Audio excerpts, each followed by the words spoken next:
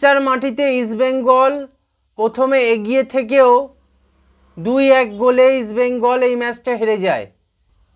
ইস্টবেঙ্গল প্রথমে পিভি বিষ্ণুর গোলে ফার্স্ট মিনিটেই এগিয়ে যায়, কিন্তু যত খেলার বয়স বাড়ে তত উড়িষ্যার মিডফিল্ড কম্পোজ হতে থাকে এবং কম্প্যাক্ট দেখা যায় উড়িষ্যার মিডফিল্ডকে।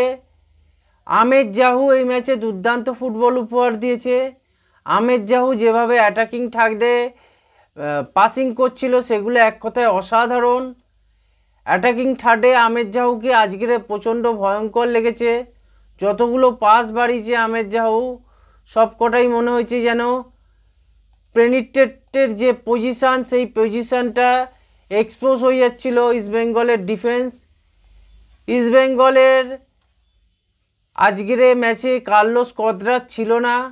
হিজাজি মাহের না থাকায় এই ম্যাচটা ইস্টবেঙ্গলের জন্য একটা কঠিন ম্যাচ আগে থেকেই ছিল এবং প্রথমে যখন ইস্টবেঙ্গল লিড পেয়ে যায় আমরা ভেবেছিলাম যে ইস্টবেঙ্গল উড়িষ্যার ওপর প্রেশারটা ক্যারি করবে, কিন্তু যত ম্যাচের বয়স বাড়ে তত এই ম্যাচ থেকে ইস্টবেঙ্গলের প্রেশারটা চলে যেতে থাকে এবং উড়িষ্যা যখন প্রথম প্লান্টিটা পেয়ে যায় একটা ডিফেন্সিভ মিস্টেক, ওখানে ইস্টবেঙ্গলের ওটা কোনো ফাউল করার কোনো দরকারই ছিল না।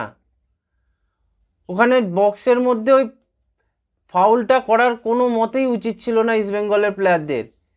তো ওখানে একটা প্লান্টি পেয়ে যায় উড়িষ্যা এফসি। উড়িষ্যা এফসি প্লান্টিটা পেয়ে যাওয়ায় মৌরেসিও ওখান থেকে গোল করতে কোনোভাবে ভুল করে না এবং হাফ টাইমে উড়িষ্যা 1-1 রেজাল্ট নিয়েই মাঠ ছাড়ে। সেকেন্ড হাফের শুরুতে উড়িষ্যা ফুল প্রেসার করতে থাকে ইস্টবেঙ্গল ডিফেন্সকে এবং সেকেন্ড হাফের যে গোলটাও এলো সেটাও আহমেদ জাহুর একটা ব্রিলিয়েন্ট গেম প্ল্যান বলো, ব্রিলিয়েন্ট পাস বলো, সেখান থেকেই ব্রিলিয়েন্ট একটা মুভ থেকেই এলো। কর্নার হলো, কর্নারটাকে শর্ট করে একটা ক্রস করা হলো, ওই ক্রস থেকে ডিফেন্স পুরো মিস্টেক করে ফেললো এবং প্রিন্সটন রিভেলো গোলটা করে বেরিয়ে গেল। এই ম্যাচে 3টে গোল, একটা পিভি বিষ্ণু করেছে, একটা মৌরেসিও, একটা প্রিন্সটন রিভেলো, এই 3টে গোল হয়েছে। এই 3টে গোলের ক্ষেত্রে বেসিক্যালি লাস্ট গোলটা যেটা প্রিন্সটন রিভেলো করলো ওটা তো একদম ডিফেন্সিভলি বিগ মিস্টেক হয়ে গেছে। ডিফেন্সে যে হিজাজি মাহের না থাকাটা কত বড় একটা সমস্যার ইস্টবেঙ্গলের জন্য সেটা এই ম্যাচে ফুটে উঠেছে। দুটো গোলের ক্ষেত্রে ইস্টবেঙ্গলের ডিফেন্সকে দায়ী করতেই হবে। ওখানে ডিফেন্সিভ প্রথম গোলটার ক্ষেত্রে ফাউল করাটার কোনো যুক্তিযুক্ত কারণ খুঁজে পাওয়া গেল না, আর সেকেন্ড ক্ষেত্রে ডিফেন্সিভ টোটালি ক্লাপস করে গেল, ডিফেন্সিভ মিস্টেক। পেছন থেকে একটা প্লেয়ার এসে বলটা টাচ করে গেল এবং ডিফেন্ডারের পায়ে লেগে বলটা জালে জড়িয়ে গেল। এই যে ডিফেন্সিভ মিস্টেকগুলো ইস্টবেঙ্গল যে করতে থাকলো এর ফলে ইস্টবেঙ্গল এই ম্যাচটা থেকে পয়েন্ট না নিয়ে ফিরে আসতে হলো। সমর্থক, টিম ম্যানেজমেন্ট সবাই, কার্লোস কোয়াদ্রাস তো বেঞ্চে বসে ভীষণ ফার্স্ট্রেটেড দেখাচ্ছিল এবং এই ম্যাচে রেফারি অনেক ইয়েলো কার্ডও শো করেছে। প্রত্যেকটা প্লেয়ার 7-8খানা ইয়েলো কার্ড হয়েছে এই ম্যাচে।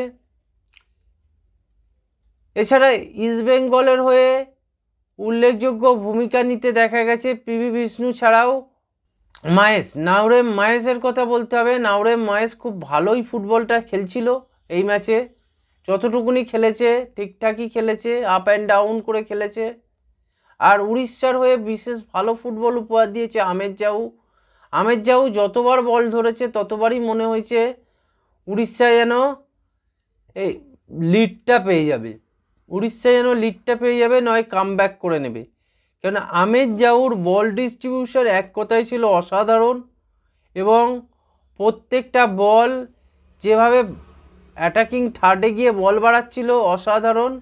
রয় কৃষ্ণা ছিল এই ম্যাচে একদম পারফেক্ট প্লেয়ার হিসেবে রয় কৃষ্ণা খেলে গেছে। এক্সেলেন্ট ম্যাচ খেলেছে রয় কৃষ্ণা এই ম্যাচে। গোল রয় কৃষ্ণা করতে পারছে না ঠিকই, কিন্তু রয় কৃষ্ণার যে প্রেজেন্ট, এর ফলে পুরো টিমের কাজটা সোজা হয়ে যাচ্ছে এবং অন্যান্য প্লেয়াররা এখানে ইম্প্যাক্ট রাখছে।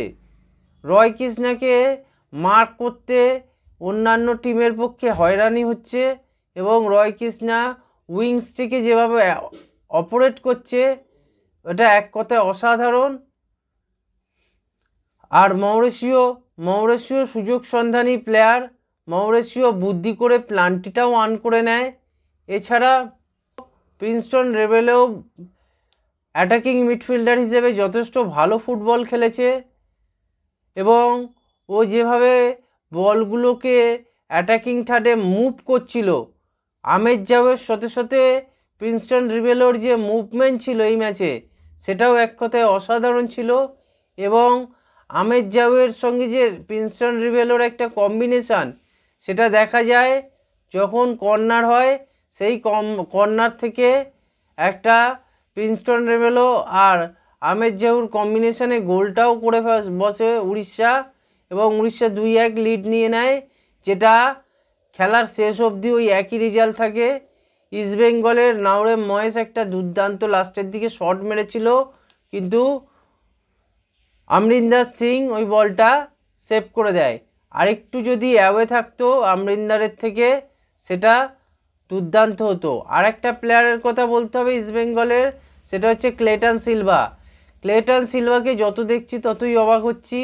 ক্লেটন সিলভা দুর্দান্ত ফুটবল উপহার দিচ্ছে ইস্টবেঙ্গল জার্সিতে এবং একখানা শট যেটা মেরেছিল সেকেন্ড পোস্ট থেকে, যদি কালারটা একটু বেটার হতো তাহলে হয়তো ইস্টবেঙ্গল এই ম্যাচটা থেকে জিতেও যেতে পারতো। কেননা ওখান থেকে যেভাবে কালারটা রেখেছিল সেকেন্ড হাফে, তো ব্রিলিয়েন্ট, এক কথায় অসাধারণ। বাঁ পায়ে ছিল বলটা ক্লেটন সিলভার, কিন্তু বলটা সেইভাবে নন ফুটিং পায়ে থাকার জন্য বলটাকে অতটা করাতে পারিনি ক্লেটন সিলভা। এছাড়া ক্লেটন সিলভা এই ম্যাচে অনবদ্য ছিল, মিডফিল্ড থেকে বল ক্যারি করে নিয়ে ওপরের মহেশ বলো, পিভি বিষ্ণু বলো, এদেরকে যেভাবে বল সার্ভিস দেওয়া এবং নিজে অ্যাটাকিং থার্ডে গিয়ে বারবার পেনিট্রেট করা, প্রত্যেকটা জায়গায় ছিল ক্লেটন সিলভা অসাধারণ। এই ছিল আজকের ম্যাচের রিভিউ। আপনারা চ্যানেলটাকে সাবস্ক্রাইব করুন, ভিডিওটাকে লাইক করুন এবং ভিডিওটাকে শেয়ার করুন।